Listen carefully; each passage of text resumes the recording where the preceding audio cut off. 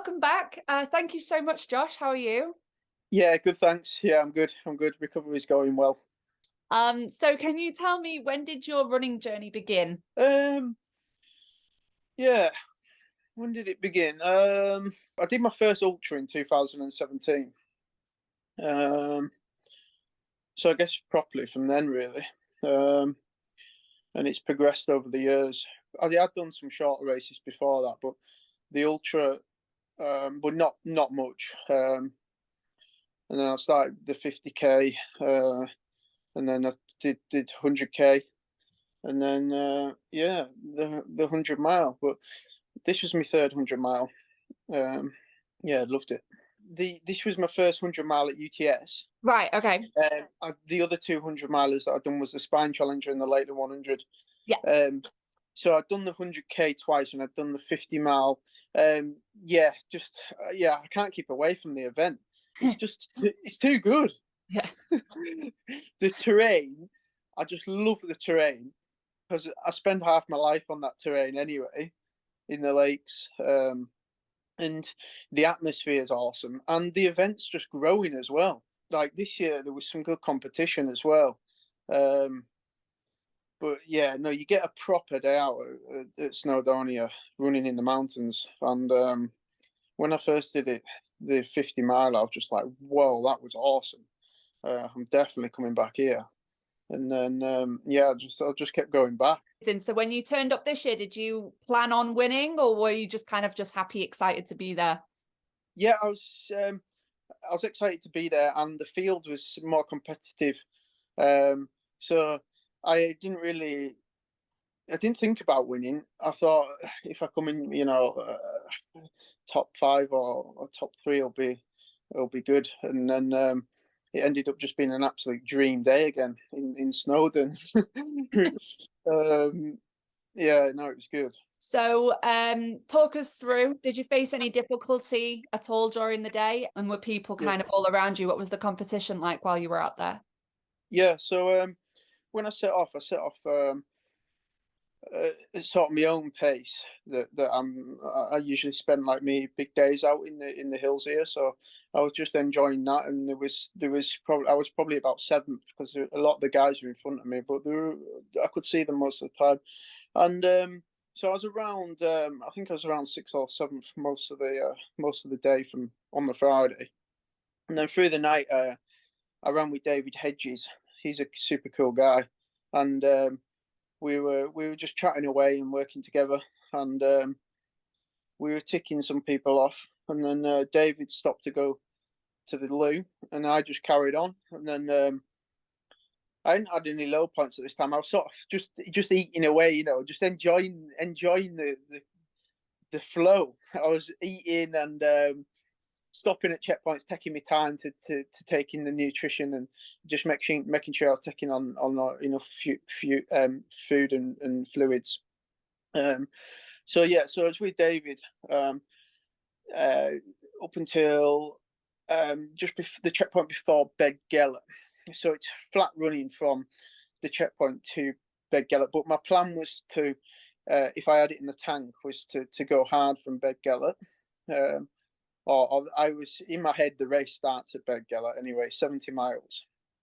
And the checkpoint before, so David just stopped to go to the loo. I came into the checkpoint, and then I could see two more guys. So I did pick up my pace a little bit then, and going to Bed Gellert, I sort of put in a bit more of an effort, and then got to Bed Gellert, 70 miles, and as I was coming in, first place was leaving Gregoire, and I was just wanting to be as swiftly as possible in Bed Gellert, so I had a recovery drink and then just refueled all my stuff, and yeah, I just felt mint. I was ready to take on the day, and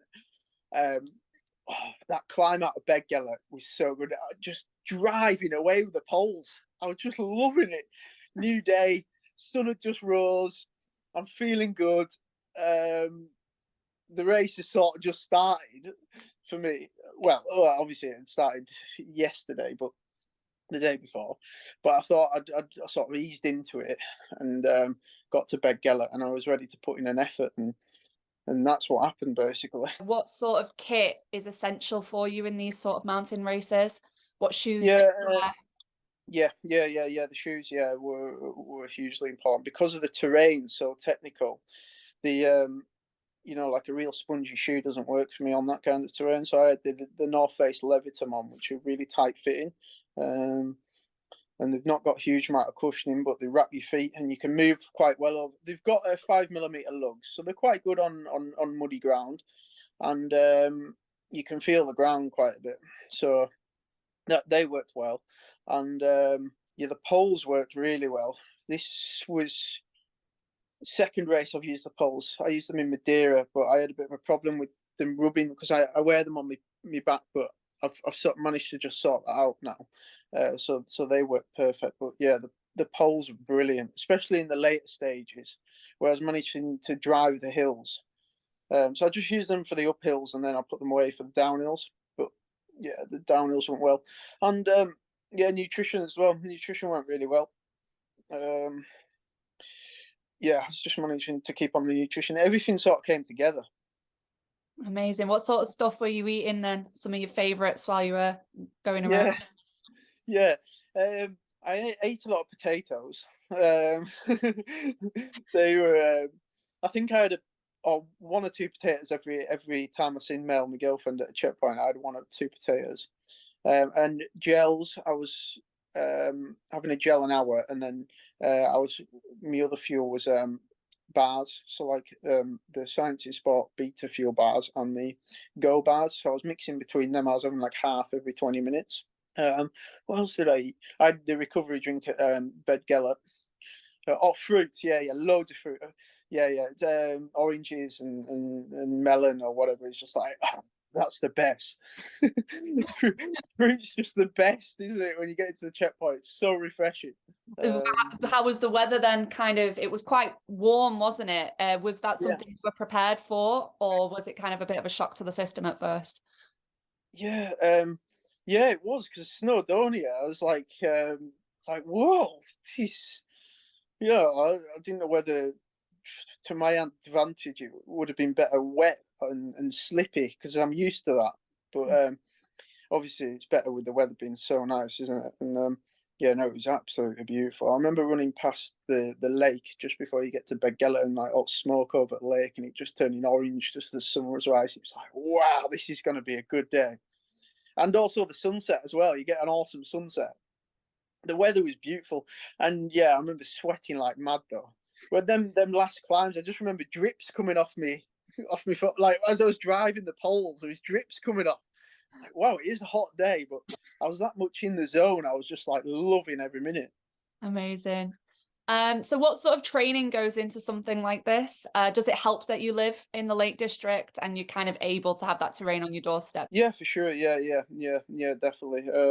The yeah, the more time I can spend training, it's just become a massive part of my life is training, and I just love it. So um, yeah, sometimes I say I get more excited for the training than I do the race. What advice would you give to anyone thinking of doing kind of the UTS or any sort of trail running in Snowdonia? Yeah. Definitely spend some time on that terrain, on the rocky stuff in Snowdonia or in the lakes or in Scotland, because them routes are a beast. The it's some of the routes that you go down are it's not, you won't really class it as runnable as such on some of it. You have to shimmy down with your hands and stuff. So yeah, a lot of elevation, especially in the Ultra Snowdonia races, uh, up and down, and spending time on rough terrain. What other kind of races have you been involved with that's kind of comparable to the UTS, or do you think it's kind of iconic and unique in Yeah, its own way? yeah, I do think it is unique because of the terrain. It's so rough. Um, like looking, when I ran the CCC last year, you don't get that kind of terrain there. It's very runnable, like well groomed trail sort of thing. So all you have to do is run. You don't really have to do much thinking. You do a little bit, But whereas in Snowdonia, you have to actually lift your leg up to get over rocks. You don't really have to do that in the Alps because they're well-groomed trails. So Snowdonia definitely makes you think more and keeps you on your toes, definitely. Just the way you have to move around the rocks. But Madeira, that was quite technical, a lot of steps, but I wouldn't say it was as rough as Snowdonia. Yeah, I think Snowdonia is and that 100 mile, yeah, that's a mammoth over that terrain. What about the Challenger? How does it kind of compare to something like the Spine? The Spine, yeah, they're both pretty crazy Yeah. in their own different ways. Um, the Spine is the terrain is a lot more runnable. You can run faster. You can open up a stride basically, and in Snowdonia, it's yeah, a lot more climbing in Snowdonia. Obviously, the weather at the Challenger was pretty bad. um, yeah, I think they're two very different events. But yeah, the Snowdon one was, yeah, that was pretty epic. Awesome. So what's next? Do you plan to return to the UTS in the future, or do you have your eyes set on other challenges, maybe more broad ones, or even like the Barkley marathons? Do you think you're ready for something like that? I love Snowdonia, but yeah, I'm looking at doing like other 100 mile ones abroad now. And UTMB is a bit of a focus for me now. So I'll do UTMB this year and next year.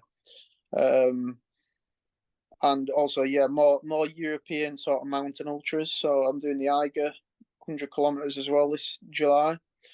And next year I was thinking about the Val d'Aran, 100 mile. It's similar to Snowdonia, similar elevation and 100 miles. So I'm looking at doing that. But yeah, more abroad, hopefully. Some of these ones abroad look awesome. Is So, but 100 mile your sweet spot, or do you think you'd like to kind of push it and maybe go up for a 200 miler? yeah, no time soon for the 200 mile. Yeah, I quite like the 100 mile, and yeah, I love that one. I love, especially the later stages. I mean, I'm not saying that whether I could run like that if I did 100 mile again in a few months. I don't know whether I'd be able to run like that again, but I might be able to. I don't know, but it would be amazing if I could. But the later stages when after that 70 miles in and I felt like that, it was just absolutely awesome. And if I could do that somewhere else abroad, yeah, I'd be over the moon. You have to try and replicate that kind of that Yeah, moment when everything came together. You'll have to figure out everything. what happened. I know. Yeah, it's like my plan was like the race starts in Beggella, and then it did. It's like it doesn't actually normally go to plan, does it? So, but the Brilliant. Barkley marathons, no, no. That's I always have a laugh at work about that because we're always like, "You're doing the Barkley marathons next year, aren't you?" we've got to have a representative from work doing the Barkley marathons because yeah, that would be bonkers. But that's definitely not on the cards anytime soon. But maybe later in the career. Awesome. Brilliant. Well, thank you very much for coming on with me today. I've really appreciated it. Awesome. Thanks for having me.